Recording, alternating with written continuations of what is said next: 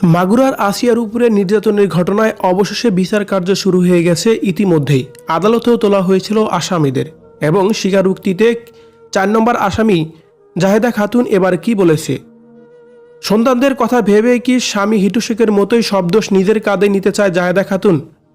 কি বলছে জাহেদা খাতুন জানতে সম্পূর্ণ ভিডিওটি দেখে সঙ্গে থাকুন। সেই সাথে আমাদের আজকের এই ভিডিওটি একটু বড় হতে যাচ্ছে, তাই ভিডিওটি শেয়ার দিয়ে সবাইকে দেখার সুযোগ করে দিন। হিটু শেখ আদালতে স্বীকারোক্তিমূলক জবানবন্দি দিয়েছে। মাগুরায় আদালতে স্বীকারোক্তিমূলক জবানবন্দি দিয়েছে আসিয়া ও হত্যাকাণ্ডের মামলার প্রধান আসামি হিটু শেখ। শনিবার 15 মার্চ তাকে মাগুরার সিনিয়র জুডিশিয়াল ম্যাজিস্ট্রেট সব্যসাচী রায়ের আদালতে হাজির করা হয়েছিল। বিকেলে তার জবানবন্দি রেকর্ড করা হয়।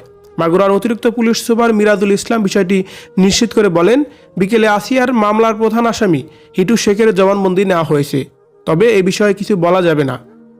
এদিকে মাগুরার আইনজীবী সমিতির সাধারণ সম্পাদক শাহেদ হাসান টগর সহ সংশ্লিষ্ট একাধিক সূত্র জানায়, 164 ধারায় হিটু শেখের জবানবন্দি নেওয়া হয়েছে।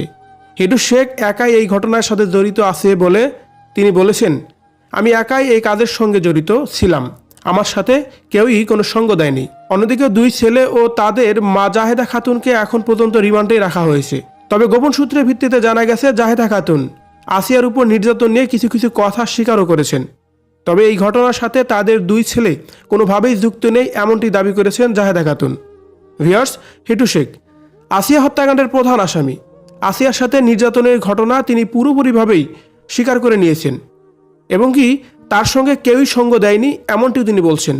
অন্যদিকে জাহেদা খাতুন বলছেন তার 2 ছেলে এই ঘটনায় যুক্ত নেই, তার মানে তার স্বামী তার সাথে যুক্ত ছিল। আর এখন প্রশ্ন দেখা দিয়েছে জাহেদা খাতুন 2 ছেলেকে বাঁচিয়ে দেওয়ার জন্যই এমন কথা বলছে। মা তো জীবন দিয়ে হলেও সন্তানদের আগলে রাখে, এটাই স্বাভাবিক।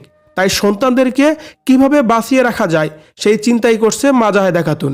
এমন প্রশ্নই দেখা দিয়েছে এখন সোশ্যাল মিডিয়ায়। অন্যদিকে আসিয়ার সাথে নির্যাতনের ঘটনায় তার 1 ছেলে এবং তার স্বামী যে জড়িত আছে এটা স্পষ্ট। তার কারণ আসিয়া কিন্তু মৃত্যুর আগ মুহূর্তে তার বোনকে বলে গেছে, আপু আমার অনেক কষ্ট হচ্ছে, ভাইয়া দরজা খুলে দিয়ে তাওয়ের কাছে আমাকে দিয়েছিল, মা ওই পাশে দাঁড়িয়েছিল, কিছুই বলেনি, তাওই আমাকে অনেক কষ্ট দিয়েছে।